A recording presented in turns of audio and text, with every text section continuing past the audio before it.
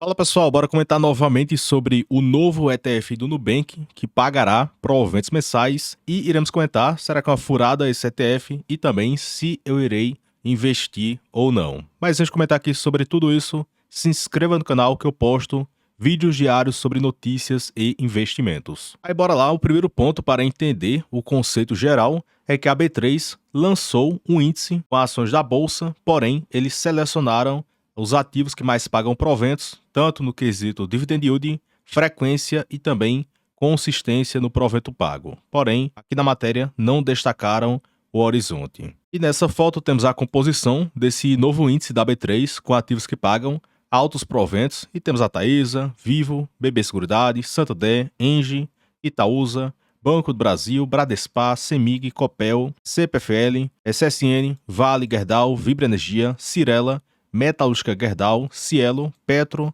CSN Mineração e a Marfrig. Então temos nomes bem conhecidos de vários ativos que pagam altos proventos. Com isso, o Nubank lançou um ETF que seguirá esse índice e um dos ETFs pagará proventos mensais, enquanto o outro irá reaplicar o provento no próprio produto. Nesta ótica, esse ETF será atrelado a esse novo índice da Bolsa, Ibovespa Smart Dividendos B3, e a carteira conta com 21 empresas do Ibovespa que mais pagam proventos, segundo aquela carteira que eu mostrei. Fora isso, esse índice foi muito vencedor, que performou 142% em 10 anos, enquanto o Ibovespa foi de 87%.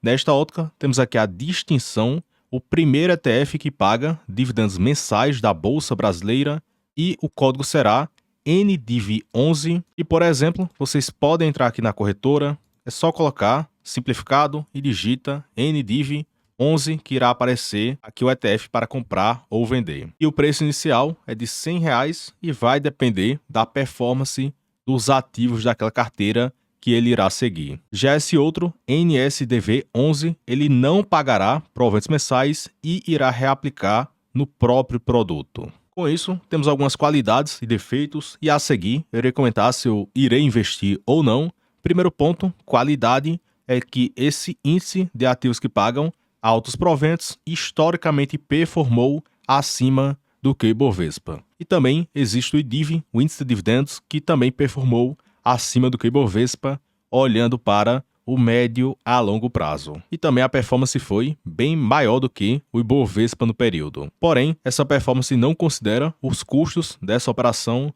principalmente com imposto de renda. Caso você coloque em um dos ETFs que pague o dividendo mensal, você pagará 15% de IR na fonte. Outro ponto, uma qualidade, porque o pessoal busca facilidade e de fato terá uma grande facilidade, até porque você não precisará estudar para selecionar os ativos de forma individual, mas em contrapartida você terá alguns custos ao comprar esse ETF. O primeiro custo é que, se você comprou e esse ETF subiu e você quiser vender esse ETF, você pagará 15% de imposto de renda sobre o lucro, independente do valor vendido. Enquanto isso, na parte de ações, temos essa isenção de movimentar até 20 mil por mês com lucro, e mesmo assim não pagamos imposto de renda. Já outro defeito, temos a taxa de administração de 0,5% ao ano sobre o patrimônio líquido, mas sim, é uma taxa ok e não é nada irreal, até porque fundos de ações cobram 2% de taxa ao ano, mais a taxa de performance. E outro ponto, como eu destaquei, tem essa tributação do dividendo, no caso desse NDIV11, que ele pagará proventos mensais e terá 15% de imposto de renda retido na fonte. E, por exemplo, se eles anunciarem R$1 por ação, o valor líquido que cairá na sua conta será de 85 centavos por cada ação. Enquanto isso, na parte de ações não temos essa tributação sobre o dividendo. Porém, acontece a tributação de 15% sobre o JCP. E agora, fiquei com uma certa dúvida, porque já temos 15% de tributação sobre o JCP. Se alguém souber dessa informação, comenta aqui abaixo se irá acontecer novamente mais 15% de tributação sobre o provento pago. Porque você pagaria na medida que a empresa anunciasse algum JCP, além de mais 15% na medida que o ETF for pagar algum provento. Consequentemente, o custo seria muito elevado. Fora isso, outro defeito que o pessoal não se atentou nisso é que esse índice da B3 possui muitos ativos cíclicos, fora isso tem muitas empresas duplicadas. Por exemplo, a Bradespar e a Vale, porque a Bradespar é uma holding que só possui ações da Vale.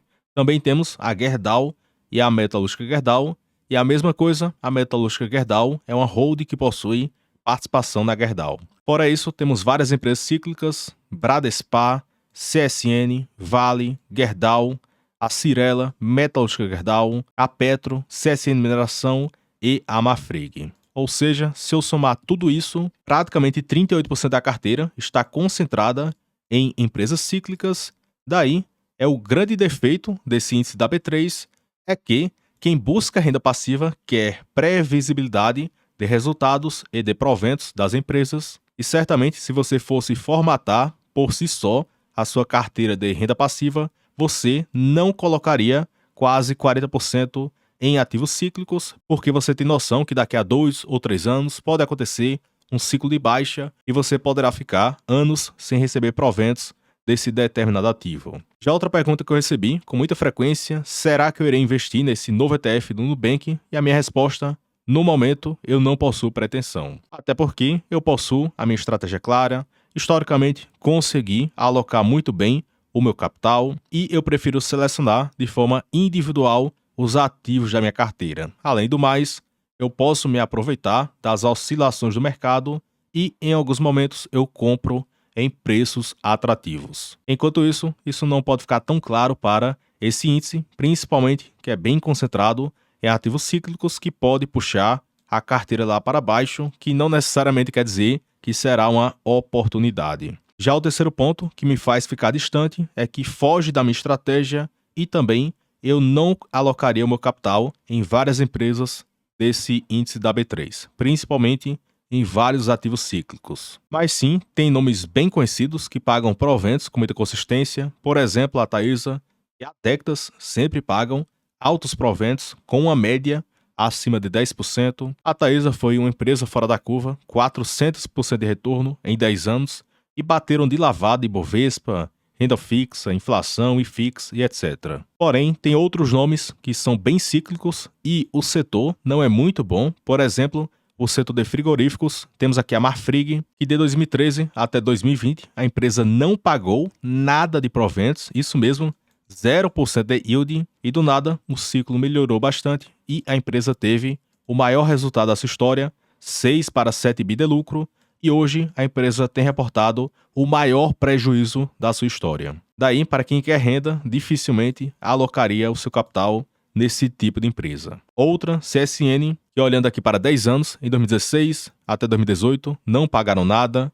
Em 2020, uma migalha. Outros anos, o provento foi bem baixo. Então, em alguns anos, o provento foi zero e em alguns anos, o dividend yield foi muito baixo. Fora isso, como a empresa é cíclica, o resultado parece uma montanha-russa, sobe, cai, dá prejuízo, cotação desaba, deixam de pagar proventos, aí depois o ciclo melhora e a empresa entrega toda aquela geração de valor. Mas qual o defeito? O pessoal parece que só quer comprar aqui e quase ninguém quer comprar no fundo nesse tipo de empresa. E as pessoas ficam dizendo que eu falo mal de empresas cíclicas, não é o caso, porque o Brasil tem um diferencial competitivo muito bom, várias empresas são muito boas, a Petro, uma das mais rentáveis do mundo, a Suzano é a maior de celulose e a Vale, uma das maiores em minério de ferro, fora outras empresas. Então sim, o Brasil tem muita empresa boa, mas o que eu falo é para ter cautela, porque o pessoal só quer ir lá no topo da onda, aí depois o ativo despenca 80% e você tem um dano imenso na sua carteira. Então esse tipo de empresa é para quem tem estômago, consegue aguentar anos de queda e pode identificar se está em um ciclo de baixa e gosta de esperar 2 ou 3 anos para saber se de fato o ciclo irá melhorar. Enquanto isso, a Taesa que eu citei tem resultados mais consistentes, mais previsíveis e o dividendo da empresa é bem mais previsível do que um ativo cíclico. Com isso, temos algumas reflexões. Você quer colocar, entre aspas, 40% da sua aposentadoria em empresas que irão oscilar bastante o resultado e o provento. Fora isso, como eu destaquei, em alguns momentos esses ativos caíram mais de 80% da cotação e ficaram alguns anos sem pagarem nenhum provento. E o caso é uma Marfrig, 8 anos com zero de proventos. Outro ponto, a ideia desse ETF do Nubank é muito boa, achei excelente, porém essa carteira precisaria ser melhorada, principalmente para retirar esse grande peso de quase 40% em empresas que oscilam bastante o resultado e o provento. Em um ponto, eles poderiam considerar empresas que pagam dividendos sem falhar durante 5 anos de forma consecutiva e poderiam pegar as maiores médias de yields de 5 anos ou também uma janela um pouco maior de 8 anos, 10 anos, porque nesse ponto eles iriam retirar muitas empresas cíclicas dessa carteira. Mas sim, é a parte boa e a parte ruim, como eu destaquei. Mas em particular, eu prefiro investir de forma individual em cada empresa da minha carteira. Então, pessoal, comenta se você pretende investir nesse ETF, se gostou, se está pensando em investir. E também os dados que eu retirei fui do Investidor 10, que vocês podem consultar dados de várias empresas. Aí deixa o gostei no vídeo, se inscreva no canal e também se torne membro para ter acesso a vários conteúdos educativos. Eu já postei quase 190 vídeos para quem for membro. Tem planilha, tem postagens, tem a comunidade para membros e muito mais. E além disso, se você quiser migrar para o BTG, tem um contato do meu parceiro na descrição do vídeo. E aproveitem para conseguirem bons benefícios no BTG. Então, pessoal, até o próximo vídeo e forte abraço.